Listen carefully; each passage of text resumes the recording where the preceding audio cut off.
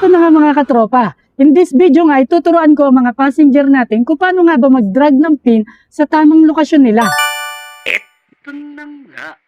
Para hindi na kayo naglalakad papunta sa mga landmark kung saan madalas kayo naglalagay ng pick-up location or drop-off location. Malaking tulong to lalong-lalo na sa mga rider. Dahil sa sobrang mahal ng gasolina ngayon, mahalaga na sa amin ang bawat kilometro dahil dito nakasalalay ang fare ninyo. Kasi nga mga katropa, based on my experience, marami pa rin nagsasabi ng mga pasahero na hindi nila napipin or hindi nila nahahanap yung mismong lokasyon ng bahay nila. Kaya tara, punta tayo sa app at ituturo ko sa inyo. Alright! At dito nga sa Move It Passenger app, i-click lamang ang Move It Taxi.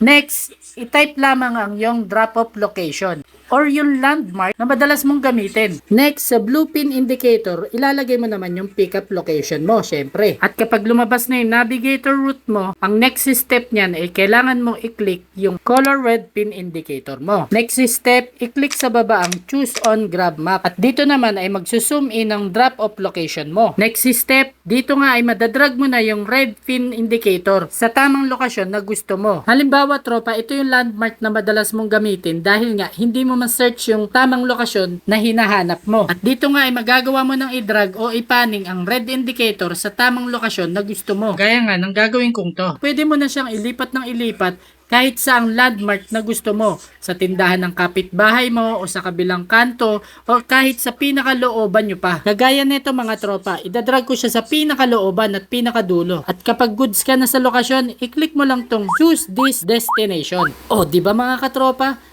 Ganun lang kasimple. Mas mainam na rin na i-share natin ito sa lahat ng kakilala natin na mahilig mag-book kay Move It.